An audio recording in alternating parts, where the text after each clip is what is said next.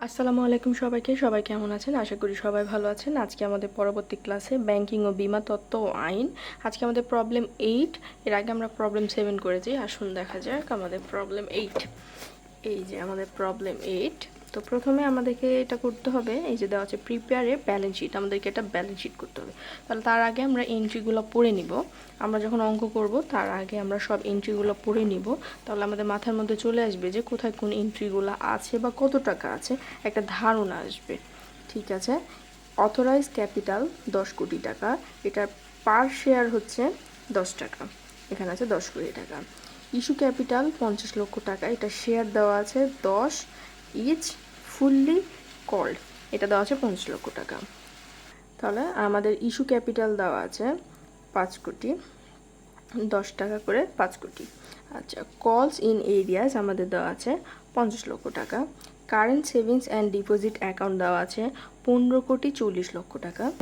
Investment and capital দেওয়া আছে আমাদের 7 কোটি 65 লক্ষ টাকা। ইন্টারেস্ট অ্যাক্রুড অন অ্যাবভ আমাদের দেওয়া আছে 10 লক্ষ টাকা।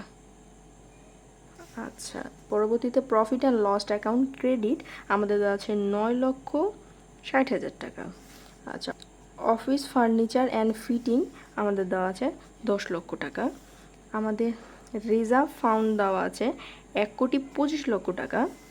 আমাদের ওভারড্রাফট অ্যান্ড ক্যাশ ক্রেডিট দেওয়া আছে 9 কোটি টাকা। লোন অ্যান্ড অ্যাডভান্স দেওয়া আছে আমাদের 40 লক্ষ টাকা। বিল ডিসকাউন্ট অ্যান্ড পারচেস দেওয়া আছে আমাদের 70 লক্ষ টাকা। ইনভেস্টমেন্ট রিজার্ভ ফান্ড দেওয়া আছে 5 লক্ষ টাকা। ক্যাশ ইন হ্যান্ড দেওয়া আছে 1 কোটি 50 লক্ষ টাকা। Book from and sample in hand দেওয়া আছে 5 লক্ষ টাকা। ক্যাশ ইন আদার ব্যাংক দেওয়া আছে 2 কোটি 50 লক্ষ টাকা। অ্যাকসেপ্টেন্স অফ কাস্টমার দেওয়া আছে 35 লক্ষ টাকা। বিল ফর কালেকশন দেওয়া আছে 12 লক্ষ টাকা। প্রিপেড ইন্স্যুরেন্স দেওয়া আছে 20,000 টাকা। এবার আমরা আদার্সে যা দেওয়া আছে সেগুলো পড়ব। The market price of investment is টাকা 7 কোটি 61 লক্ষ 50 হাজার। Rebate on unexpired billed amount 60,000 টাকা। Provision for bad debt should be made to the extent of টাকা 50,000। প্রোভাইড টাকা 7 লক্ষ 50 হাজার for taxation and the and contingent liabilities amounts to টাকা 2 লক্ষ টাকা।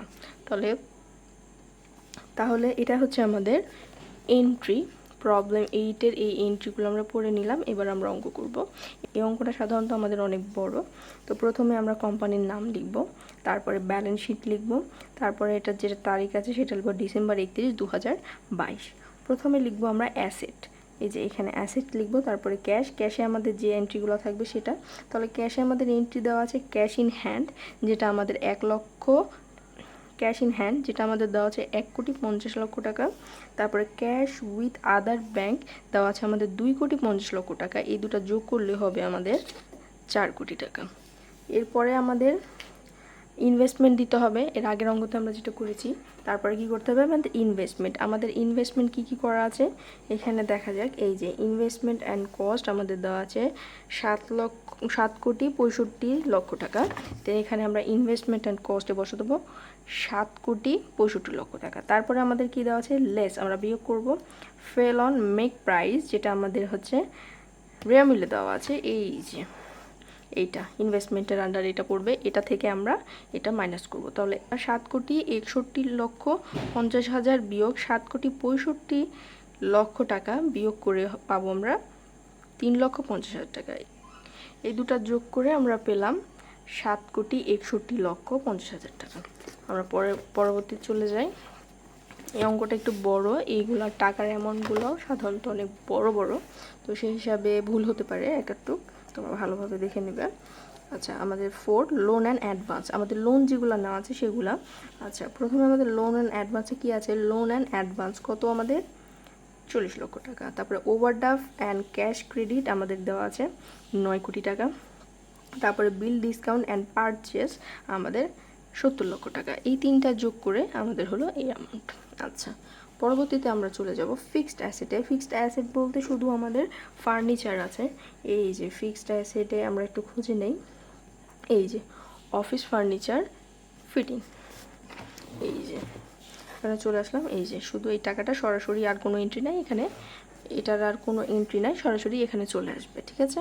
আচ্ছা, পরবর্তীতে আমরা চলে যাই আদার্স অ্যাসেটস। এবার যেগুলো আমাদের থাকবে সেগুলো, তাহলে book front of sample in hand যেটা আমাদের আছে, এই যে 5 লক্ষ টাকা। তারপরে আমাদের আছে প্রিপেড ইন্স্যুরেন্স 20,000 টাকা। এই যে প্রিপেড ইন্স্যুরেন্স সবার শেষের এন্ট্রি, এই যে প্রিপেড ইন্স্যুরেন্স, এই যে 20,000 টাকা। তারপরে আমাদের interest accrued on above, interest accrued and above, এই যে আমাদের ইন্টারেস্ট অ্যাক্রুড অ্যান্ড অ্যাবভ, এই টাকাটা আমরা এখানে বসিয়ে দিব। এটা যোগ করে হবে 15,20,000 টাকা। তারপরে আমাদের পরের এন্ট্রি, আমাদের ব্যাংকে কোনো এন্ট্রি নাই, তাই এটা হচ্ছে নীল হবে। তারপরে এটা টোটাল যোগ করে আমরা পাবো হচ্ছে টোটাল অ্যাসেটস। এবার আমরা চলে আসবো লাইবিলিটিতে, liability and shareholder equity. তাহলে প্রথমে কি করব, ডিপোজিট অন আদার্স ডিপোজিট। তাহলে আমাদের ডিপোজিট অন আদার ডিপোজিটে কি আছে, current savings and deposit account. আমরা এখানে খুঁজে, এই যে কারেন্ট সেভিং অ্যান্ড ডিপোজিট, এই যে current saving and deposit account আমাদের কত, 15,40,00,000 টাকা। এই যে আমরা এখানে বসিয়ে দেবো 15,40,00,000 টাকা, সরাসরি এখানে বসিয়ে দেবো। তারপর আমাদের আছে others liability, rabbit on bill discount 60,000 টাকা, প্রভিশন ফর ব্যাড ডেটস 50,000 টাকা, প্রভিশন ফর ট্যাক্সেশন 7,50,000 টাকা, প্রভিশন ফর কন্টেন্সি 2 লক্ষ টাকা। এই চারটা যোগ করে আমরা এটা পাবো। ঠিক আছে। এবার পরবর্তী আমাদের শেয়ার হোল্ডার ইকুইটি, বাদ বাকি যতগুলো এন্ট্রি থাকবে সেগুলো আমরা যোগ বিয়োগ করবো। প্রথমে লিখব পেইড আপ ক্যাপিটাল, যেটা আমাদের শুরুর দিকে দেওয়া আছে, পেইড আপ ক্যাপিটাল, এই যে 5 কোটি টাকা। তারপরে লেস কলস ইন এরিয়াস, ওটা এখান থেকে বাদ দিয়ে হবে 4,50,00,000 টাকা। তারপরে আমাদের রিজার্ভ ফান্ড যেটা আছে 1,25,00,000 টাকা। তারপরে ইনভেস্টমেন্ট রিজার্ভ ফান্ড 50 লক্ষ টাকা। তারপরে আবার লেস করব full and market price in investment 3,50,000 টাকা। এই দুটা বিয়োগ করে আমরা পেলাম 1,50,000 টাকা।